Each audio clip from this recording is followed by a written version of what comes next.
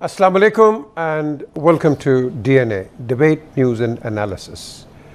बड़ी बातें आज करने को, एक तो पंजाब में ये जो चैलेंजेस आ गए इसको इनकमेंट गवर्नमेंट को ये क्या करेंगे, वजारतों के प्रॉब्लम्स आ गए।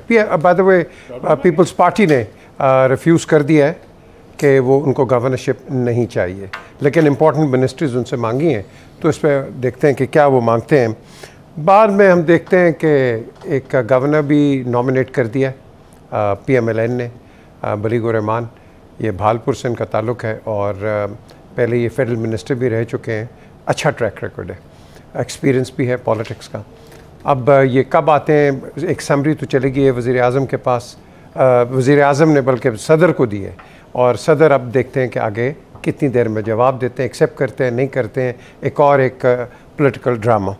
फिर आज हमने देखा कि प्राइम मिनिस्टर ने शांगला में जाके एक तकरीर की और इन्होंने भी वही बातें की जो इमरान कर रहे हैं, गरीब गरीब, वो भी गरीब गरीब, लेकिन इन्होंने एक जो वादा किया 2 अरब रुपए का ग्रांट दिया है, ये बहुत बड़ा पैसा है।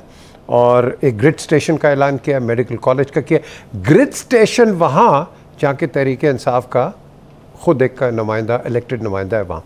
चलें, इस पर भी बात होती है। मरीम नवाज़, उनकी तकरीर भी बड़ी भरपूर। फॉरेन फंडिंग, ये हमें बताओ, ये तो सब हम बात करेंगे, लेकिन जो इंटरेस्टिंग चीज़ है मुझे शेख रशीद की हम सब ने सुनी, उन्होंने कहा कि मेरा ससुराल जो है वो जेल है और हथकड़ियाँ मेरा जेवर है। तो राना सनाउल्लाह ने आज कहा कि भाई है तो फिर तुम उधर क्यों गए थे बेल लेने के लिए, अगर ये बात है।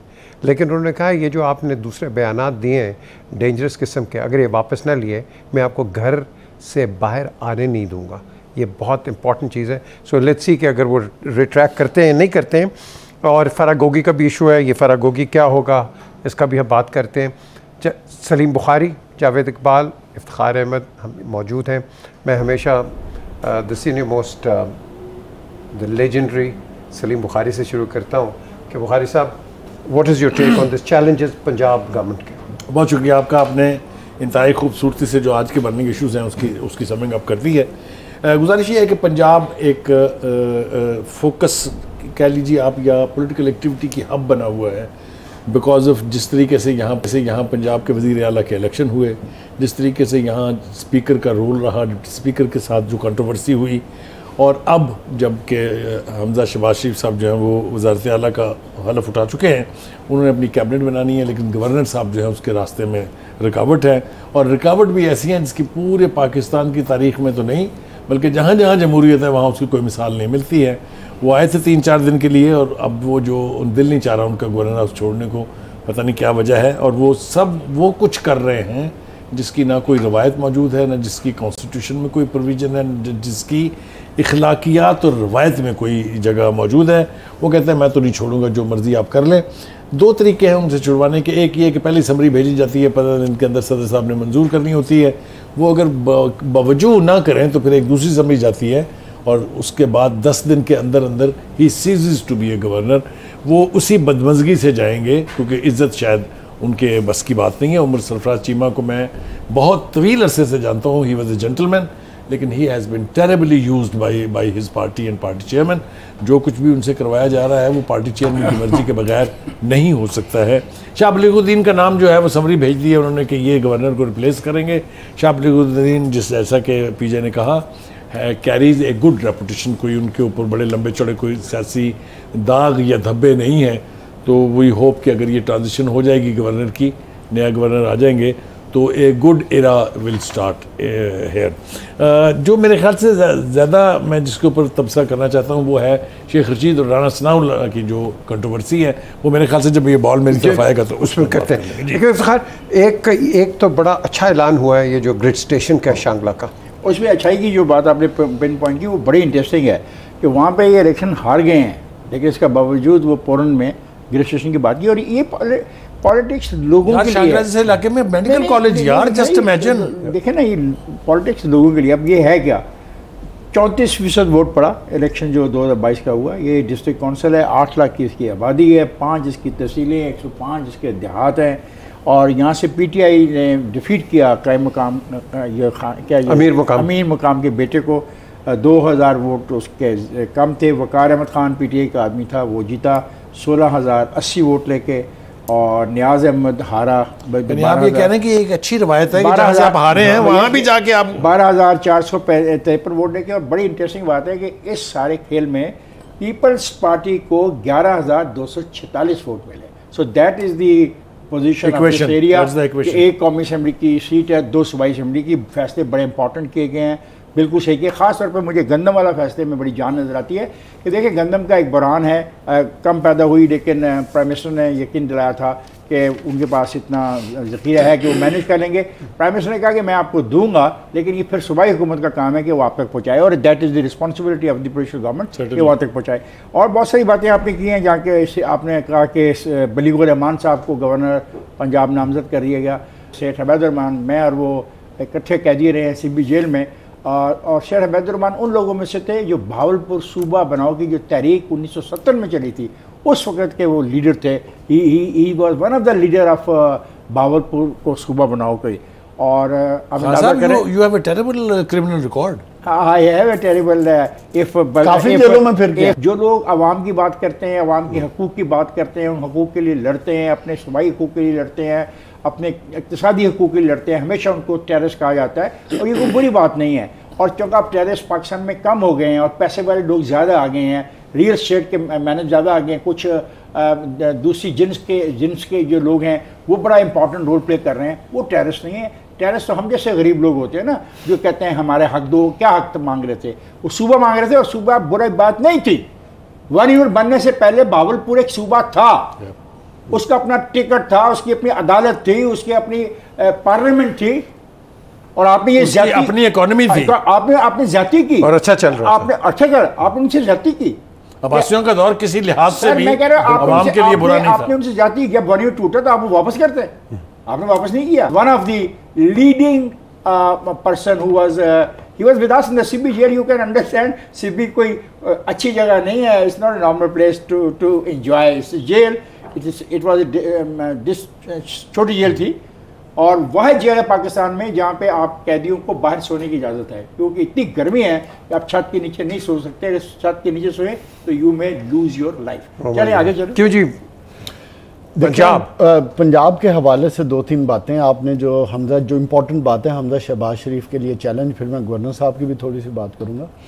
देखिए पंजाब में इस वक्त सबसे बड़ा चैलेंज उनके लिए है कि वो हुकूमत को चलाएंगे कैसे, क्योंकि he has all the experience of his father and his ताया। जी आज तो वक्त नहीं मिला है जावेद। मैं बताता हूँ वो क्यों मिला, उसके पीछे भी एक रीज़न है ना, कहानी है उसके पीछे। क्या कहानी सुना दो? वो बताएंगे ना, जरा मौका दे देना थोड़ा सा। टाइम का ख्याल रखा करना। नहीं तो फिर आप कर लें फिर। हाँ 2 मिनट के ऊपर सारा चले करें जी, बताएं। नहीं उनको कर लेना। नहीं आप बताएं, आप कर लेना, बता दें सर। 2 मिनट जितनी आपने बात की, उधर ही मैं बात। हाँ तो आप कर लेना, मुकम्मल कर लेना, फिर बात नहीं इन्होंने कर लिया, आप करें, मुकम्मल होगी आपकी बात। अच्छा चलो देखिए जी, शहबाज हमजा के लिए जो सबसे बड़ा चैलेंज ये है कि आया उनको काम करने के लिए आज़ादी मिलेगी? पहला क्वेश्चन है जो सबसे बड़ा। उनके ऊपर जो तलवारें लटक रही हैं, लंदन से तलवार है कि क्या वो फैसले इंडिपेंडेंटली कर पाएंगे? क्या उनके वालिद जो प्राइम मिनिस्टर हैं वो इंटरफेयर नहीं करेंगे? क्या जिन अलायंस के साथ वो खड़े हैं, जो 4 दिन तक गवर्नरशिप आपसे मांग रहे थे और आपने बात भी की थी, बाद में आपने फैसला किया 2 दिन पहले, 1 दिन पहले बल्कि, जिस पे आपने एग्री किया कि मिनिस्ट्रियाँ भी देंगे, कॉर्पोरेशनें भी देंगे, सारा कुछ दिए। जब इस तरह की बंदर बांटे होंगी, इस तरह की कोलेशन होगी, क्या आप वैसे डिलीवर कर पाएंगे जो एक शहबाज शरीफ ने मॉडल सेट किया? These are very important challenges. और उससे भी बढ़ के जो सबसे बड़ा चैलेंज ये है कि इस सारे मामलात में सब चीज़ें उस वक्त आती हैं। देखें जब शहबाज शरीफ थे तो ही वो इंडिपेंडेंट, उनकी गवर्नेंस क्यों मशहूर थी, वो एज ए एडमिनिस्ट्रेटर क्यों फेमस हुए? इसलिए he was all free to move on.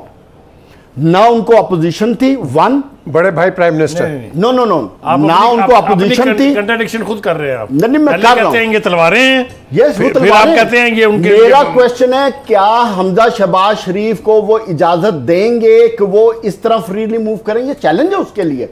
अगर एक सेकंड ना, अगर मिल जाए तो ठीक है, ना मिले तो फिर बड़ा मुश्किल है चलाना। और जो जिस टाइम फ्रेम में आप चल रहे हैं, इस टाइम फ्रेम में आपके पास उस तरह डेवलपमेंट बजट भी नहीं है।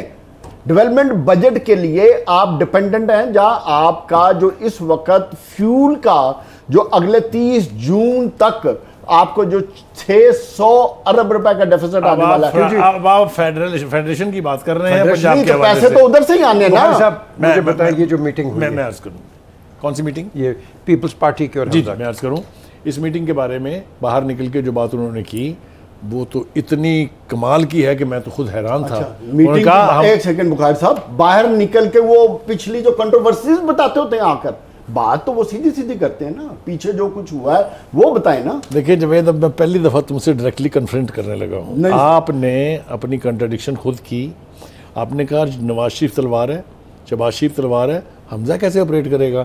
आपको ये पता नहीं कि हमजा के प्राइम चीफ मिनिस्टर बनने में कौन लोग इंस्ट्रूमेंटल हैं? मजबूरी में बने। नो सर, ये फैसले परवेज लाई एक दिन पहले परवेज लाई दूसरी तरफ शिफ्ट मारा फिर बने। That was a political option, लेकिन पार्टी के अंदर कोई इबाम नहीं था। एक बात याद रख ले, मैं पिछले जब से हम ये प्रोग्राम कर रहे हैं कह रहा हूं, नून लीग में और नून लीग की क़यादत में पत्ता भी नहीं हिलता बगैर उसकी रजा के। वो जो लंदन बैठा है ना, तो वो फैसले why will they not follow it? आपको ये किसने इख्तियार दिया कि आप ये तय करें कि जो नवाज शरीफ कहेगा आपकी बात क्लियर होगी ना? तो हमजा शहबाज इंडिपेंडेंटली अपने फैसले नहीं कर पाएंगे। इंडिपेंडेंटली क्या फैसला करना है उसने? गवर्नर 12 करोड़ का सूबा चलाना है। करेक्ट, लेकिन he will have the guidance of 2 chief ministers. तो यही उस्मान बुज़दार पे इल्जाम था कि वो इमरान खान से डिक्टेशन लेके चलाता है। There is a qualitative difference. उसका बाप जो है 2 दफा नहीं 3 दफा चीफ मिनिस्टर रह चुका है, उसका ताया 2 दफा चीफ मिनिस्टर। ओ बाबा, ये experience will serve him to run the province better. क्यों जी इफ्तिखार साहब बताएं ना। अब आप आई एग्री कि जो एक्सपीरियंस है उसका फायदा तो उठाया जाए, लेकिन तो जावेद का अपना एक पॉइंट ऑफ व्यू है, मैं इसको चैलेंज नहीं कर सकता। There is no substitute to experience. I don't want to, because this is not a good कि हम आपस तो में है ना। आप हां, challenge is not what I'm saying, ये चैलेंज नहीं है, ये चैलेंज नहीं है। चैलेंजेस ज्यादा हैं गवर्नेंस के।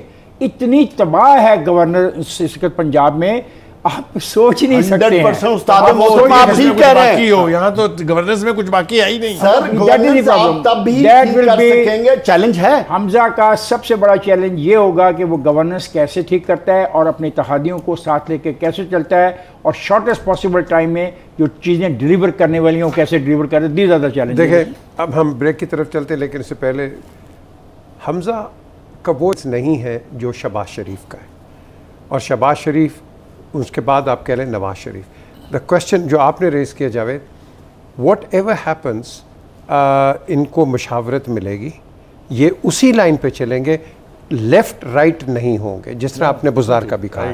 ठीक है जी। अब इसके अंदर अगर हम कहें कि जी कोई फ्रैक्चर है या डिफेक्ट है, नो।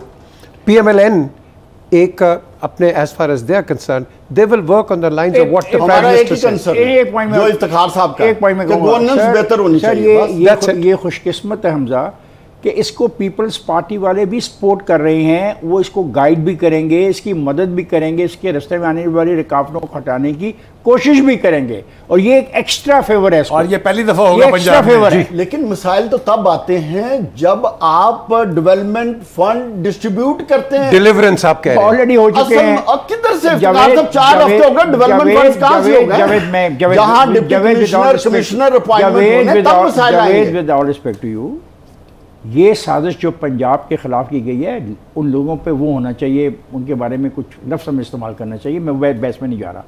जो है ना डेवलपमेंट फंड, अब वो आएंगे बजट में। जो डेवलपमेंट फंड पिछली गवर्नमेंट है दे चुके हैं, अरब हार रुपया दिया है अपना माजी में जो हुकूमत थी उसने डेवलपमेंट अपने सोच के मुताबिक they have done it.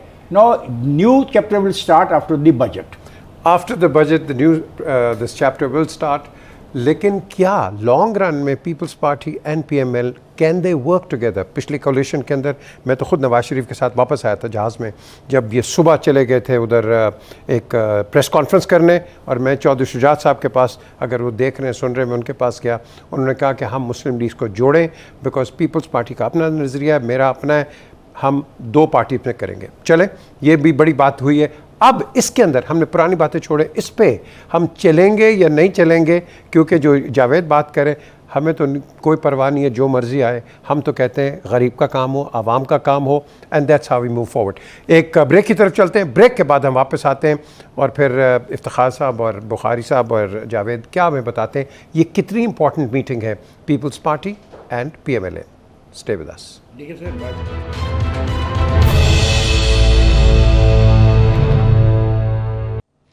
Welcome back to DNA।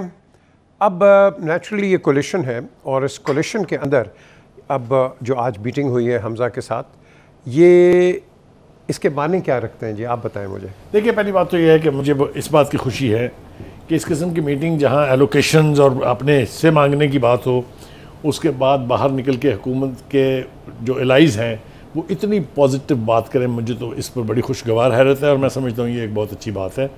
Kiara साहब बहुत सीजनड पॉलिटिशियंस हैं और राइट हैंड है इस वक्त पंजाब के अंदर जरदारी साहब के भी और बिलावल के भी। उन्होंने कहा कि जो हमारे फैसले होने थे वो बिलावल साहब की और नवाज शरीफ की मीटिंग में इस लंदन में हो चुके हैं, कोई कन्फ्यूजन नहीं है उसके ऊपर। ये बिल्कुल कैटेगोरिक स्टेटमेंट है उसका जहाँ तक सीट एलोकेशन का है, मिनिस्ट्रीज़ का है, गवर्नरशिप का है, ये सारे फैसले, चेयरमैनशिप है और जो कायमा कमेटियाँ होती हैं उनकी, वो कहते हैं जी ये सब कुछ तय हो चुका है। हम तो मुबारकबाद देने आए थे हमज़ा को। एक बात मैं बड़े वसूख से कह दूँ कि अगर पीपल्स पार्टी और पाकिस्तान मुस्लिम लीग नवाज़ दोनों मिल के पंजाब की तरक्की के लिए काम करने का फ़ैसला कर लें तो दिस हैज़ द चांस कि it will be A golden period in Punjab history. एक बात तो ये है। Last but not the least वो ये है कि मेरे ख्याल से जो गवर्नर पंजाब है इस वक्त बैठे हुए, उनको चाहिए थोड़ा सा तमीज़ का मुजाहरा कर दे। खुदा के लिए इसको कॉन्स्टिट्यूशन क्राइसिस बनाने की बजाय थोड़ा सा रियलाइज़ करें आपने दोबारा भी कभी इक़्तिदार में आना है। आपकी दास्तान तक भी ना होगी दास्तानों में अगर आपके रवैये यही रहे। यही मेरा मशवरा सदर अलवी के लिए भी है। एक दफ़ा तो बन गए, बट दोबारा फिर आपकी नस्लों में कोई सोच नहीं सकता इस ओहदे के ऊपर दोबारा आने का। इसलिए खुदा के वास्ते कॉन्स्टिट्यूशन का एहतराम करने का फ़न सीख लें, इसमें कुछ नहीं लगता है। और लेट अस ऑल होप कि ये नई जो जितनी भी दिन के लिए है, चाहे ये 4 महीने के लिए है, 6 महीने के लिए या 16 महीने के लिए है, अगर आवाम के काम हो जाएं, अगर आवाम के लिए गवर्नेंस बेहतर हो जाए तो मुझे कोई एतराज़ नहीं इसमें। ये एक ब्रेक के अंदर जब हम गए थे तो एक बड़ी इंटरेस्टिंग इफ्तिखार ने बात की थी, ये ज़िंदगी और मौत पॉलिटिकली का एक का मौका है, लेकिन ही विल एलाबोरेट। देखिए, अभी हम बात कर रहे थे उसके शांगला के हवाले से।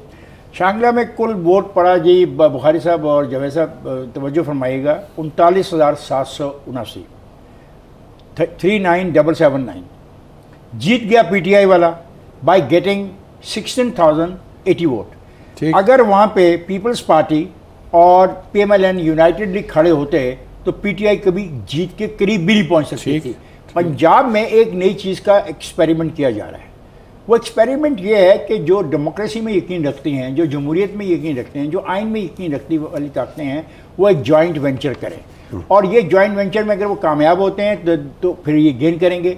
अगर ये इसमें नाकाम होते हैं तो ये पॉलिटिकली ख़त्म हो जाएंगे। ये उनको पता है। मैंने इसलिए ये रिजल्ट आपके सामने रखा कि 39,779 वोट पड़े, उसमें से वो आदमी जीत गया जिसने 16,000 वोट लिया। हार जो गए जिन्होंने 23,699 वोट ली, वो हार गए बिकॉज देवर स्प्लिट में।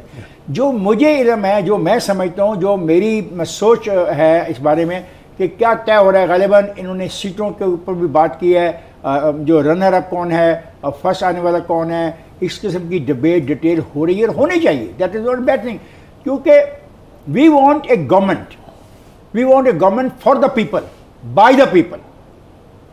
ये बहुत जरूरी है। इस मामले को वापस जाना चाहिए जमहूरियत की तरफ, अवाम की तरफ। और पीपल्स पार्टी में एक खूबी, माने या ना माने, उनमें अवाम के लिए जो उनके दिलों में ख्वाहिश, मोहब्बत, कोशिश है वो स्टैब्लिश है। और अगर पाकिस्तान मुस्लिम लीग नून भी उस पर साथ चलती है तो उसका फ़ायदा किसको होगा?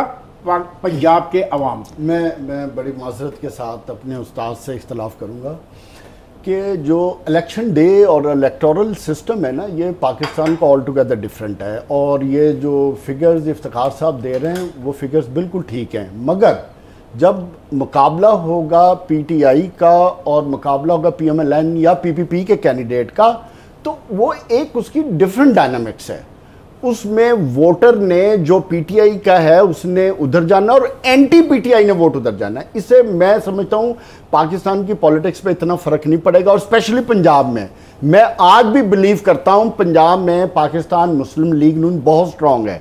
अगर वो अकेले भी इलेक्शन लड़े तो वो सिंपल मेजॉरिटी से आ सकती है। They don't need people's party support, जो कि मैं नहीं समझता कि जिन हलकों की तरफ ये इशारा कर रहे हैं या जिनमें बार्गेन करके उनको सीट एडजस्टमेंट मिल रही है, उधर पीपल्स पार्टी कंसिडरेबली जीत सकती है या 10-15 हज़ार से ज़्यादा वोट ले सकती है। मेरी अपनी ओपिनियन है। मैं खुद साउथ पंजाब से, मैं समझता हूँ उधर बहुत से लोगों से मैं मिलता हूँ, पीएमएलएन बहुत स्ट्रांग है। ये चीज़ हो रही है, लेकिन at the end of the day मुझे इसमें कहने में कोई डाउट नहीं है, आज तो बहुत अच्छा चल रहा है, अल्लाह करे ऐसा चले, लेकिन जूं जूं वक्त आएगा ये ऐसा नहीं होगा। क्यों नहीं होगा? क्यों नहीं होगा? उसकी वजह ये है कि it's all politics, it's all power politics. इसमें कोई रिश्वत तय होती रहती है, कुछ नहीं होता। और दूसरा ये तय, भाई साहब पाकिस्तान का इमरान खान और है, इस ये जो प्रोग्राम है डीएनए, इसका इमरान खान जो है वो जावेद इकबाल है, उसने मानना ही नहीं है, उसने तय कर लिया। मैं तो जो मेरी ओपिनियन है, उसकी उनकी ओपिनियन है, ले लें। मैं गलत हूं, बट मैं समझता हूं सवाल बड़े कि इलेक्टोरल सिस्टम के ऑल टुगेदर जवेद, वो आप क्या चुके हो ना, दोबारा ना दोहराओ, वो आप क्या चुके हो। You are from Chishtia and I know in your area PMLN बड़ी स्ट्रांग पार्टी है, पूरे डिस्ट्रिक्ट में, पूरे डिवीजन में स्ट्रांग है। अब सुन लो मेरे दोस्त, हम कुछ और बात, आपने जो डिबेट जानबूझ के शुरू कराई ना, इसके पीछे कुछ और सोच थी आपकी। आप क्या सोच थी? मेरी सोच मैं आपकी सोच नहीं, मैं सबकी कह रहा हूँ। अच्छा, सोच ये थी कि कुछ लड़ाई करा के हम फारग हो जाए। मेरी बात सुनो, मैंने ये कहा है दोनों पॉलिटिकल पार्टीज के लिए ये जिंदगी और मौत का फैसला है। अगर ये नाकाम हो जाते हैं और पीटीआई जी कामयाब हो जाती है, they are finish for all time. Khan साहब एक बात मुझे करने दीजिए। पहली बात तो ये जो तय हुआ है, मैं आपको फार्मूला बता दूं सिर्फ उसका, इजाजत है? फार्मूला ये है कि कोई इलेक्टोरल अलायंस नहीं होगी अगले इलेक्शन के लिए, लेकिन जहां जहां पीपल्स पीटीआई का कैंडिडेट जीता हुआ है, वहां जिस पार्टी का भी रनर अप होगा उसको रनर अप को दिया जाएगा, उसी पार्टी को दे दी जाएगी कि तुम्हारा कैंडिडेट। लेकिन आप बताएं इसमें कॉन्फ्लिक्ट कहां है? एक सेकंड ना, जब इसमें आप मुझे बताएं कि इसमें पीएमएलएन हेल्प तो कर रही है ना पाकिस्तान पीपल्स पार्टी को, जो कि मार्जिनलाइज्ड पार्टी है पंजाब में, दोबारा जन्म दे रही है, दोबारा पंजाब के अंदर। बिल्कुल। देखिए, जब ये आसिफ जरदारी साहब ने ये सारा जब पूरे प्लान हुआ, कोलेशन बनी, जिसमें उनको जो सबसे बड़ी हिट हुई वो परवेज इलाही साहब ने जो उनको डिच किया, बड़ी खुली बात है। उसके पीछे क्या मंतक थी? देखना, इफ्तिखार साहब को पता है इस बात का कि परवेज इलाही साहब को क्यों सीटों, चीफ मिनिस्टरशिप और ये सारी चीजें एडजस्ट करवाई गई। बिकॉज आज ये भी बात है कि पीएमएलएन को पंजाब में स्ट्रांग होने का फायदा देने की बजाय सब अपना रास्ता निकालना चाह रहे थे, और ये पीएमएलएन के लीडर्स को बड़े मजे की बात है जावेद, ये आपको भी पता है, जैसे आपके पास ज्यादा इंफॉर्मेशन होती है हमारे मुकाबले में लंदन के बारे में। आपको पता है परवेज इलाही के फैसले में लंदन ने ओके कर दिया था? जी बिल्कुल कर दिया, ठीक है ना।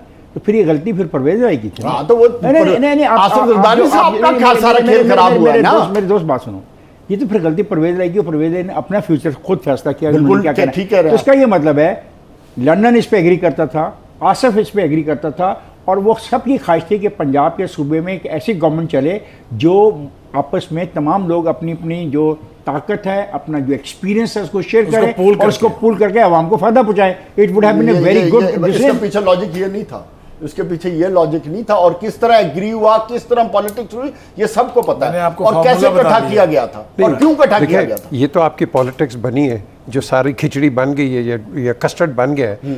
जब आपने हाथी ऊपर से हटा दिया तो गेम तो आ गई ना आपके सामने। फिर थिंक अबाउट इट, गेम तो खुलनी थी, गेम तो खुलनी थी। ठीक है, what is bad in it? What is bad in it? Nothing, there is nothing bad if it moves on. देखिए, very well said, if it moves on. Again I will say, देखें, it is a question of survival. Yes, ये है for everybody. तो मेरा ख्याल नहीं है कि कोई लोग खुदकशी करने का रुझान उतना रखते हैं जिस तरह एक पॉलिटिकल पार्टी को हो गया है। हर आदमी को रुझान नहीं है खुदकशी करने का। They will try their level best to run Punjab amicably understanding के साथ। मुमकिन है कि परवेज इलाही और परवेज इलाही के जो दोस्त हैं, जो फैमिली मेम्बर हैं, या जो लोग उनके चाहने वाले हैं, वो भी किसी स्टेज पर इस सारे प्रोसेस में शामिल हो जाए। They can also play a very important role. क्या पावर पॉलिटिक्स में ये इतनी स्पेस किसी को देंगे कि मुस्तकबिल की जो आपस का इनकी इलेक्शन होने हैं उसमें किसी को मजबूत होता भाई बात है कि पहले कौन सी उनके पास मुकम्मल मेजॉरिटी है, पहले 166 ही है ना नून लीग के पास, 166 को ज़्यादा जाके 180 तक ले जाएंगे और मरकज़ में उनके पास कौन सी कोई 2/3 मेजॉरिटी है या कुछ है, उनकी 10 सीटें बढ़ जाएंगी, जो 10 सीटें कम होनी है वो जाएंगी पाकिस्तान पीपल्स पार्टी को, जो सीटों का फैसला हो रहा है वो पीपल्स पार्टी को हो रहा है। ये बात जो है रनर अप वाली, ये एक फलसफा होता है, एक फार्मूला होता है। मसलन यहाँ पे जो रनर अप है अगर इस इलेक्शन में देखा जाए तो वो आदमी रनर अप है जिसके 12,453 है, तो मैं कहूँगा कि यार तुम 12,453 वाले तुम लड़ो, मेरे 11,246 वाला नहीं लड़ेगा। ये होता है एक फार्मूला। इसमें एक और भी बात आती है, ये तो चले होगी सारी बात, जो crux of the whole debate जो आगे चल रही है, जिसमें जावेद कहते हैं मूव ऑन, तो मूव ऑन पे तो अभी जो डिसीजन आएगा 14 तारीख को, ये जो मेंबर्स हैं कि इनका ये वे डू द स्टैंड डिस्क्वालिफाइड, फिर आपकी एक नई कहानी खुलती है। फिर आपके बाद नेशनल असेंबली का जो पीटीआई है उसने कहा कि वोट ऑफ कॉन्फिडेंस लेंगे, वो तो ये हाँ, तो ये ख्वाहिशात अच्छी हैं, ख्वाहिशात नहीं है, पॉलिटिक्स है सर, पॉलिटिक्स है, आगे चैलेंजेस हैं, वेरी गुड है, अच्छी है ख्वाहिशात, तो मैं आने दें। चैलेंजेस देखिए इसमें मैं बड़ा क्लियर हूँ, politically constitutionally with in the law जो होना चाहिए वो होना चाहिए और वही होगा। वेल दिस इज व्हाट मुझे जिस बात पे एतराज है वो ये है कि आप ये तो कह रहे हैं कि ये नहीं चलेगी, लेकिन आप ये सोचने के लिए तैयार नहीं है कि अगर 20 पहले मुकरे थे और आप 30 मुकर के तो वोट ऑफ कॉन्फिडेंस हो गया। मैंने तो कहा कि क्या करेंगे आप? मैंने कहा कि विद इन दी ये कट्टे कुट्टे खुलते रहेंगे इनके, पता नहीं फिर कट्टों को वापस कौन लेके आएगा। सवाल ये है पंजाब में एक स्ट्रॉन्ग गवर्नमेंट चाहिए, गवर्नेंस तबाह हो चुकी है, लोगों की तवक्कुआत हैं, लोगों के काम रुके हुए हैं और मेरी ये ख्वाहिश है कि ये वापस जाएं, लोगों को सर्व करें और मैं समझता हूं कि किसी स्टेज पे वो लोग भी इनके साथ होंगे जो आज नहीं हैं। ये मेरी ख्वाहिश है, बिल्कुल अच्छी ख्वाहिश है। एक ब्रेक की तरफ चलते और इनकी ख्वाहिश के साथ साथ मैं ये भी कहूँ, जो इस वक्त पंजाब की ट्रैफिक है, it is one of the worst traffic ever, कि आपका जो ये क्या कहते हैं मौत के कुएं में चलाने वाले motorcyclist centre of the road जा रहे हैं, रिक्शा सेंटर में जा रहे हैं and there is nobody there, वो टक्कर मार के गाड़ियों को उड़ा देते हैं, फिर कहते हैं गरीब खुद मर जाते हैं। मैं एक दिन घर से निकला, सुबह मैंने देखा डेड बॉडी इसके ऊपर छिपा वाले साहब एक एक्सीडेंट हुआ पिछले दिनों 2 दिन पहले, 13 साल के बच्चे मोटरसाइकिल आपस में टकराए और दोनों मर गए। We expect a lot more, जो बात कर रहे हैं वी नीड डिलीवरेंस, और बात करेंगे इस ब्रेक के बाद।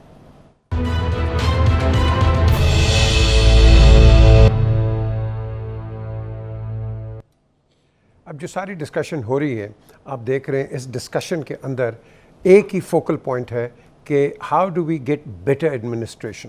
जिस तरह हमने ट्रैफिक की बात की, क्यों जी खास साहब? I agree with you. देखिए जी, ट्रैफिक वालों का रवैया बड़ा अजीब है। वो ये कहते हैं कि हम चालान करके इतने करोड़ रुपए कमा लेते हैं। मेरी हमेशा उनसे ये बहस रही है कि आपको पैसे दी जा रही है, तनख्वाह दी जा रही है, गाड़ियाँ दी जा रही हैं मैनेजमेंट करने के लिए, ट्रैफिक को मैनेज करें। और जिस तरह हम बात कर रहे थे जो एक्सीडेंट होते हैं हम कम एक्सीडेंट करें। मसलन मेरे फिरोजपुर रोड पे पिछले 2 महीने में गज्जू मत्ते से लेके शंघाई ब्रिज तक 7 आदमियों की लाशें आई हैव सीन, मोटरसाइकिलों की जो है ट्रक वालों के हिट करने से हुई हैं। We have to manage the traffic of the city, not only Lahore, all over the country. अच्छा, इनका फलसफा और है, ये कहते हैं हम जुर्माना करते हैं पैसे कमाते हैं। भाई यार ये काम आपका नहीं है, या तो आपके जुर्मानों से मोटरसाइकिल वाले ठीक हो गए हो, वेरी गुड, वो भी ठीक नहीं हो रहे, तो बजाय जुर्माने करने के manage the traffic, one way को कंट्रोल करो, जहाँ हर्डल्स हैं जो टीपा का महकमे से मिलकर उनको रिजॉल्व करो हर शहर में। और आपने जो बात की है इसकी, सर 10 किलो का थैला आज 660 रुपए में फरोख्त हो रहा है। गंदम थोड़ी सी कीमत बढ़ी है गंदम की, तो क्या वो जो गंदम की 1 किलो पे कीमत बढ़ी है उसको आपने 1 रुपए के बजाय 6 रुपए कमाना है? हालत ये है कि यूटिलिटी स्टोर पे दालें और कुकिंग ऑयल जो है उसकी कीमतों में इजाफा हो गया है। पोजीशन इतनी आप ख़राब करते जा रहे हैं इंतजामी तौर पे कि सब मजिस्ट्रेट पता नहीं किधर हैं और क्या कर रहे हैं। कागज़ों में लिखे हुए मजिस्ट्रेट हैं। I don't see any magistrate visiting travelling anywhere, और कोई वहाँ पे कोई उनको पकड़े। तो बिल्कुल द टाइम रिक्वायर्स, और मेरी मिन्नत है खुदा के वास्ते गवर्नर साहब इस बात को समझेंगे, जो खराबी इस महीनों में हो रही है इसकी जिम्मेदारी आप पर है। आप इस रियासत के सबसे बड़ा जो स्ट्रक्चर है पंजाब, उसको चलने ही नहीं दे रहे, आप नहीं चलने दे रहे। अगर कैबिनेट आएगी तो बर्बाद होगी ना। चीफ मिनिस्टर तो एक ट्रांसफर पटवारी की नहीं कर सकता, एक चपरासी की नहीं कर सकता, बिकॉज द लॉ की रिक्वायरमेंट यही है कि chief minister is nothing. Chief minister हमेशा चीफ मिनिस्टर होता है with the cabinet, the cabinet is not there, so the chief minister होने की चीज़ें नहीं चल रही। और ये जिस तरह आटे की महंगाई है, अपना डीजल का इशू आ रहा है, फेडरल गवर्नमेंट ने कहा है कि हम डीजल के इशू को निबट सकते हैं, और जिस तरह ये बता रहा था जावेद कि मार्केट के अंदर चीज़ों की कीमतें बढ़ रही हैं, तो someone has to control them ना। To control them you need a government, and for government you need a chief minister and the cabinet. और इसके अलावा इफ्तिखार साहब, आप ये नहीं कहेंगे कि ये हम इस सिचुएशन में जो आपका होल्डर है वो उसका फायदा? नो सर, मैं तो खिलाफ हूँ। मैं तो सर उन तमाम करप्ट लोगों के खिलाफ हूँ जो मेरी गुर्बत का नाजायज़ फ़ायदा उठाते हैं। सीधी सी बात है, खा वो इंटरनेशनल होल्डर्स हैं, खा वो मकामी होल्डर्स हैं, खा वो मेरे महल्ले का दुकानदार है, खा वो अपना बड़े किसी स्टोर का मालिक है, जो शख्स मुझ गरीब को तंग कर रहा है और मेरे नाम पर पैसा कमा रहा है, मैं अल्लाह ताला से दुआ करता हूँ। अच्छा, जो इफ्तिखार साहब बात कर रहे हैं ना, देखें इस वक्त मुल्क में जो सिचुएशन है ना, हम तो जलसे जुलूसों में लगे हुए हैं ना, तमाम पॉलिटिकल पार्टीज अपनी सियासत कर रही हैं, इश्यूज बयानिए बनाने पे लगी हुई हैं, अवाम की कहीं गुफ्तगू नहीं हो रही, 22 करोड़ अवाम के साथ क्या हो रहा है उसके बारे में किसी को कोई फिक्र नहीं है। इस वक्त आपकी इकोनॉमिक सिचुएशन मीर साहब ऐसी है कि जहां आपको मुआशी एमरजेंसी लगाने की ज़रूरत है, आपको मिसाके मईशत करने की ज़रूरत है, आप तमाम पॉलिटिकल पार्टीज को अपनी नफरत को ख़त्म करके एक इकोनॉमी के ऊपर एक पेज पर आके मुल्क की मईशत को दुरुस्त इसलिए करने की ज़रूरत है। रिलीफ कैसे? इमीडिएट आप रिलीफ नहीं दे सकते, आपको इस कौम को सब्सिडीज और रिलीफ से निकालना पड़ेगा। कैसे? मुझे ये बताएं, आज आप IMF के साथ मीटिंग करके आए हैं, आपका अभी तक प्रोग्राम रिन्यू नहीं हुआ है, 15 तारीख तक डेडलाइन है। आप कह रहे हैं सब्सिडीज दें? और एक सेकंड, आप जो ऑयल पे सब्सिडीज दे रहे हैं ये कोई माशी फैसला नहीं है, इमरान खान बहुत बड़ा ब्लंडर कर गया है और ये उस ब्लंडर को आप कैरी कर रहे हैं because it's a political decision, इन्होंने पॉलिटिकल बना दिया। 30 जून तक पाकिस्तान को 600 अरब की सब्सिडी देनी पड़ेगी। वो 600 अरब किधर से आएगा? जब मैं डेवलपमेंट की बात की तो उस वक्त मुझे निगेट कर दिया। अच्छा, मुझे एक सेकंड, अवाम की हम बात कर रहे हैं ना सारे। सर, चिकन आपका गरीब आदमी में आ रहा हूं, मटन वहां खरीद नहीं सकता। सर मैं मोटी बातें करूंगा, लंबी चौड़ी नहीं। 600 अरब रुपए। सर आप अगर 15 तारीख को 15, अच्छा IMF की कंडीशन है, अगर आपने नहीं बढ़ाए तो फिर आपका प्रोग्राम रिन्यू नहीं होता। मुझे हैरत है आपको UAE और इवन मुझे इस बात में बहुत हैरत है कि जो मईशत पिछली हुकूमत छोड़ के गई है, जो उसकी कैफियत है वो सबको मालूम है। 15 दिन में हम उनसे मुआवजे जो है तवक्को कर रहे हैं, इसको चेंज करने में टाइम लगेगा। और जैसा आपने शुरू में कहा था, नई हुकूमत की पॉलिसी का पता लगेगा उसकी बजट अनाउंसमेंट के साथ कि वो क्या करते हैं, उसी में रिलीफ होगा। इस दौरान बुखारी साहब जो मार्केट में जो एक तूफान बदतमीजी ये मचा रहेगा, ये कंट्रोल करें। इसको कंट्रोल करने के लिए पूरी एडमिनिस्ट्रेशन को फोकस करना पड़ेगा। अगर वो फोकस नहीं करेंगे, सिर्फ तकरीरों से ये नहीं होने वाली। एक सेकंड, ये तकरीरों से नहीं होना, पर इसकी डायरेक्शन तो दुरुस्त करनी है ना। आप IMF के साथ एक प्लान में चल रहे हैं, अगर उनके साथ या मुर्गी की कीमत को नहीं IMF ने बढ़ाती है, मुर्गी की कीमत तो फिर काबू आ जाएगी। जो 600 अरब आपका बैंक वो कहां से आना है? नहीं आ रही मुर्गी की कीमत, तुम कंट्रोल कर दो। मुझे चिकन IMF देगा हमें। सर हमने अपनी प्रोडक्शन पे तो बढ़ानी है। अपनी प्रोडक्शन बढ़ानी है आपके लिए। चिकन और चीनी और बाकी चीजों के लिए आपके पास एक ही ऑप्शन है, प्राइस कंट्रोल कमेटीज। उनको मार्केट में इफेक्टिव होना चाहिए, जो नहीं हो रही। IMF नहीं कह रहा कि तुम मत करो, हम कह रहे गवर्नेंस वापस लाओ। ये the governance, where are the magistrates, where is DC, where is commissioner, where is chief secretary? Consumer की जो एसोसिएशंस होती हैं, जिसका कंज्यूमर प्रोटेक्शन, एक प्राइस कंट्रोल है, दूसरा कंज्यूमर। सादा साहब बुखारी साहब, अगर डॉलर ऊपर जाएगा, मुझे ये बताएं, मुर्गी का डॉलर से कोई कंट्रोल कर लेंगे? मुर्गी का डॉलर से कोई हर चीज पड़ेगी। मैंने आपका पूरा टेक लेना है। ये ब्रेक की तरफ चलते हैं, वापस आते हैं एंड सी के सलीम बुखारी साहब क्या बात करते हैं। हमारे साथ रहिए आप।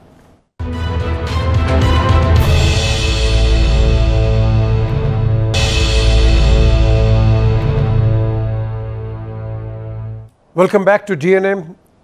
लोकल इकॉनमी को हम कहते हैं कि बेहतर हो। मैं एक चीज़ पे मैंने बहुत देर का स्टैंड लिया है।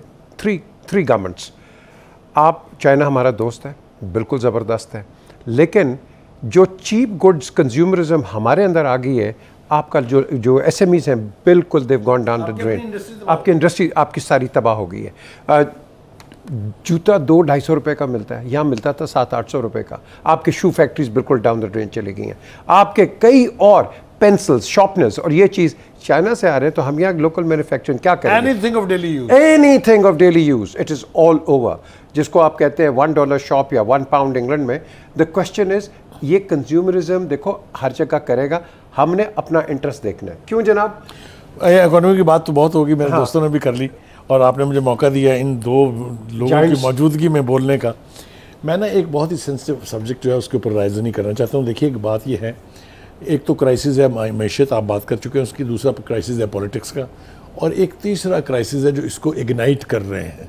अगर आपको याद हो, शेख रशीद साहब जिस वक्त बोलते थे, और ख़ास तौर से जो IK के धरने थे उसमें जो ताहिरुल कादरी के साथ मिलके वो कहते थे आग लगा दो, घेराव कर दो, खून कर दो, इनकलाब आ गया, उसमें सब कुछ जायज़, याद है, टैक्स ना दो, वही हरकत वो अब दोबारा फरमा रहे हैं। छोड़ेंगे नहीं, आग लगा दें, ये खूनी मार्च होगा।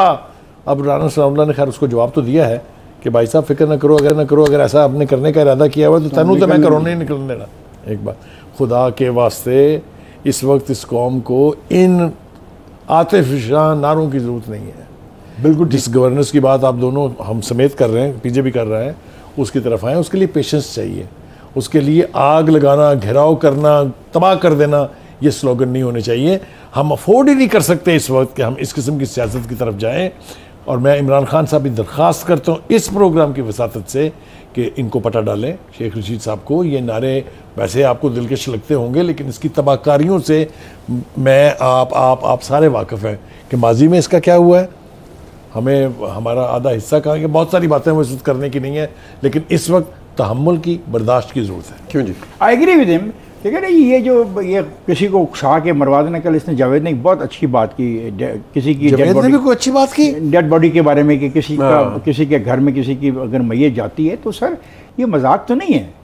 आप पॉलिटिक्स करें ना, पॉलिटिक्स करें। अब इनकी पॉलिटिक्स की बात अगर करें, इन्होंने कहा जी 2 गाड़ियों से ज़्यादा मुलाजम नहीं रखूँगा, और अपना तब्दीली अपने लेके आऊँगा, लौटा हुआ पाकिस्तान का पैसा वापस लाऊंगा, वज़ीर आज़म हाउस को रिसर्च यूनिवर्सिटी बनाऊंगा, वज़ीर आज़म के लिए बुलेट प्रूफ गाड़ियों को नीलाम करूंगा, हमारा कोई गवर्नर हाउस में, एक मिनट, हमारा कोई गवर्नर हाउस में नहीं रहेगा, नीलाम शुदा गाड़ियों का पैसा मुल्की खुजाने में जाएगा, करप्शन को मुल्क से ख़त्म कर दूंगा, किसी भी मुकदमे की समाअत एक ख्याल से ज़्यादा पूरी नहीं की है। तो सवाल ये पैदा होता है, या तो एक ये गिमिक है। आपको ये किसने इजाज़त दी कि आप यहाँ यू टर्न की लिस्ट पढ़ें पूरी?